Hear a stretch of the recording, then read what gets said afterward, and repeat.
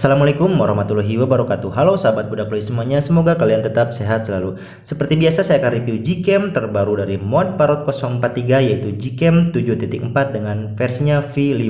Pada video sebelumnya saya juga telah review untuk Gcam 7.4 tapi untuk V4 nya. Nah, untuk V5 ini terdapat perubahan ya teman-teman. Di antaranya kita dapat memfungsikan saber 1-2 kali zoom, kemudian frame number bisa berfungsi di naik mode atau mode malam. Jadi untuk Parrot ini kita dapat menggunakan frame 35 dan bisa berfungsi di mode malamnya sehingga hasil mode malamnya lebih maksimal. Kemudian ditambahkan juga untuk wide angle atau mode lebar khusus untuk HP Redmi Note 8, 8T, 9S, 9 Pro, Mi 9, 9T dan 9 Pro. Nah, di sini saya menggunakan sampel HP Realme 5 Pro sehingga untuk mode wide angle masih tidak dapat berfungsi atau tidak dapat digunakan. Kemudian untuk telefoto juga di sini bisa berfungsi untuk Mi Note 3 dan Mi 8 Pro. Tetapi untuk Realme 5 Pro atau Realme 5 tidak dapat berfungsi ya teman-teman. Nah, untuk Gcam Parrot ini atau Parrot 043 ini tidak dapat atau tidak menambahkan file konfigurasi ketika kita install. Jadi statusnya changelog ya teman-teman. Kalian cukup install, kemudian setting, kemudian kalian tinggal gunakan tanpa harus menambahkan file konfigurasi. Oke teman-teman, sekarang kita tes untuk setiap fitur yang ada di Gcam terbaru dari Parrot 043 ini. Tapi alangkah baiknya kalian untuk subscribe, like, serta share channel ini supaya kalian tidak tertinggal dengan updatean video terbaru dari saya. Oke teman-teman, sekarang kita review untuk setiap fitur di Gcam terbaru ini.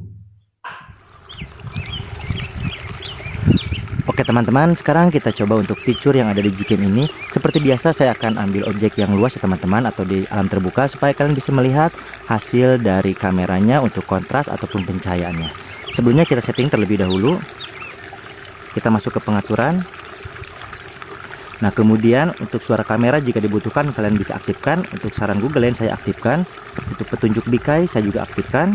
Kemudian simpan selfie sebagai tinjau saya aktifkan juga. Kemudian untuk jenis petak bisa kalian aktifkan atau tidak. Kemudian kita ke lanjutan. Jangan lupa untuk tampilkan lensa peringatan kotor kalian aktifkan. Kemudian kontrol HDR juga aktifkan. Pelacak fokus juga aktifkan. Jika dibutuhkan kecerahan maksimum juga bisa kalian aktifkan. Saya aktifkan ya teman-teman karena sekarang cuacanya cukup panas. Oke. Kemudian simpan video dengan efisiensi kalian aktifkan juga.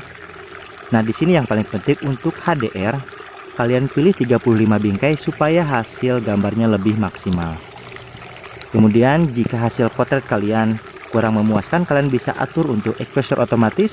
Kalian pilih 1 sampai 2 detik atau bisa 1 sampai 10.000 detik. Tapi saya di sini ambil otomatis ya teman-teman. Kemudian untuk keseimbangan putih atau AWB kalian bisa pilih pixel 4.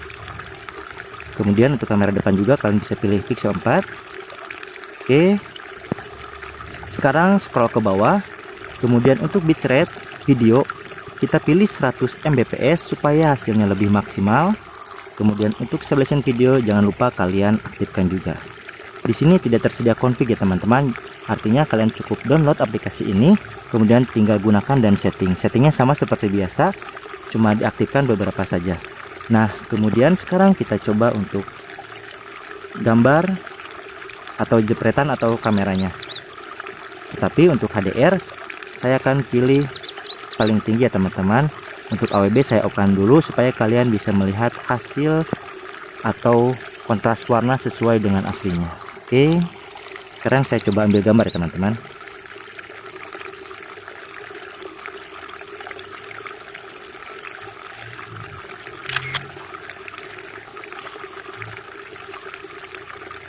Kemudian sekarang kita coba untuk mode potretnya.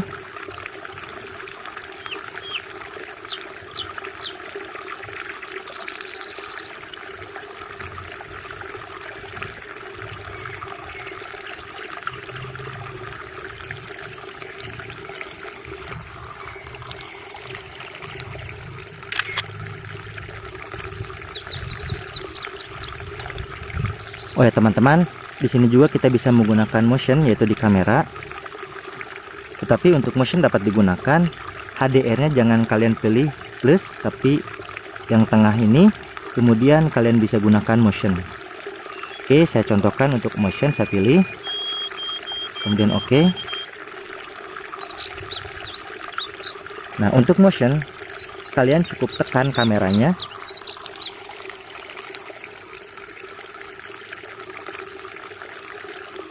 Selesai.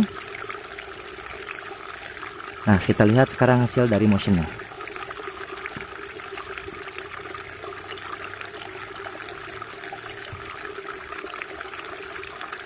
Dan kemudian gerakan. Jika sudah, dan kemudian gerakan. Nah, ini hasil dari motionnya teman-teman. Jadi kalian jika ingin mengambil video dengan singkat, bisa kalian gunakan motion ini. Nah, sekarang kita ke potret lagi. Saya akan ambil foto selfie ya teman-teman.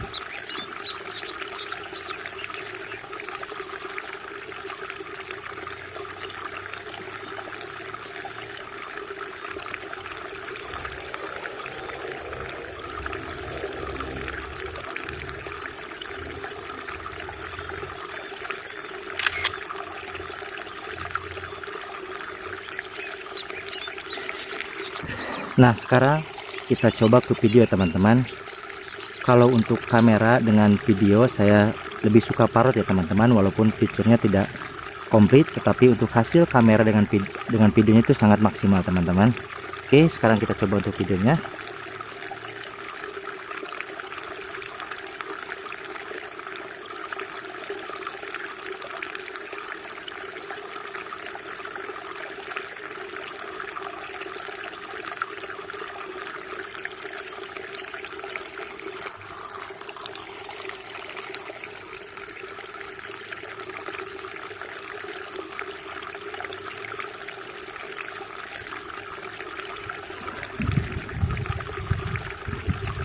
Sekarang kita lihat hasilnya teman-teman.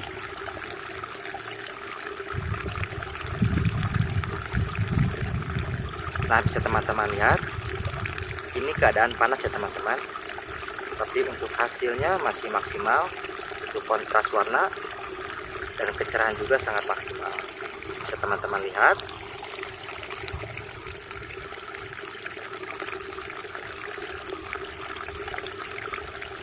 Oke, saya ambil sampel 24.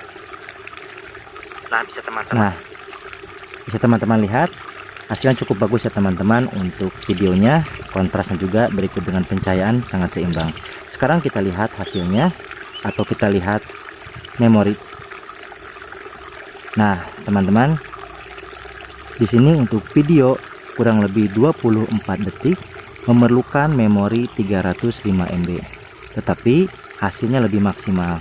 Untuk memorinya juga cukup besar ya teman-teman, karena kita di sini menggunakan 100 Mbps. Oke. Sekarang kita coba ke lainnya. Kita coba untuk panorama ya teman-teman.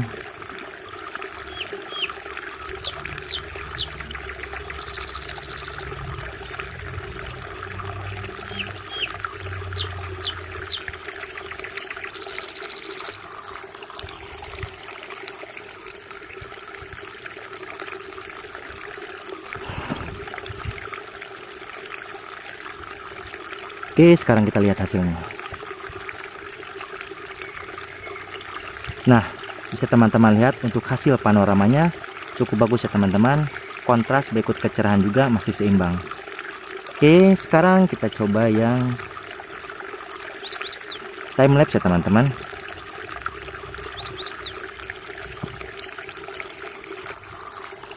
Kita coba untuk time lapse-nya atau selang waktunya. Bisa teman-teman lihat, kontras juga kecerahan sangat bagus.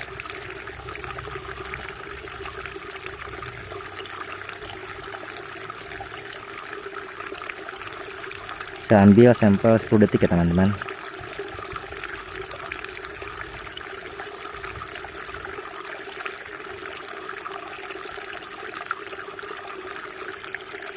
Oke, untuk timelapse juga berjalan normal ya teman-teman. Cuma untuk parrot ini tidak tersedia untuk slow mo ya teman-teman, kecuali untuk wide angle. Wide angle-nya juga ini tersedia, yaitu untuk Redmi Note 8, Note 9.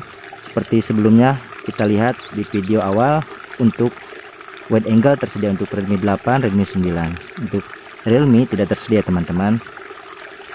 Tapi untuk hasil kamera berikut dengan videonya sangat maksimal. Nah, sekarang kita coba untuk mode malamnya. Seperti biasa untuk mode malam saya akan ambil malam hari ya teman-teman, supaya kalian bisa lihat hasilnya secara maksimal. Oke teman-teman. Nah, sekarang kita coba untuk mode malamnya, tapi saya akan setting terlebih dahulu. Untuk astro saya off-kan dan AWB saya off-kan juga. Untuk timer saya off-kan, exposure saya off-kan, kemudian untuk fokus saya ambil off. Oke, sekarang kita ambil gambar.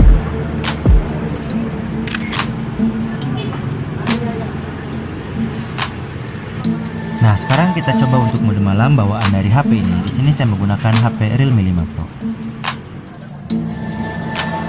Oke, saya coba ambil gambar.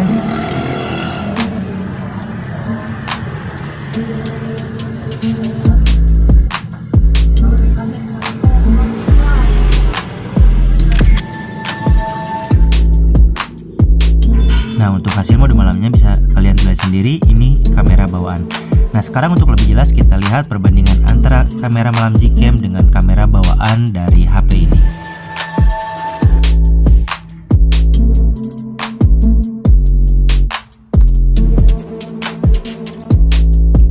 Nah, sekarang kita coba mode malam menggunakan astrofotografi.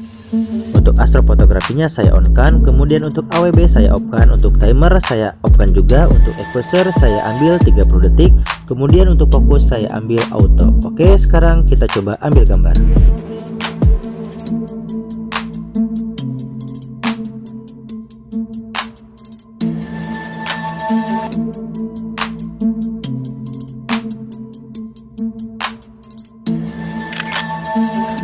Nah, ini hasil mode malam menggunakan astrofotografi. Untuk kontras warna berikut dengan kecerahan bisa teman-teman pilih sendiri.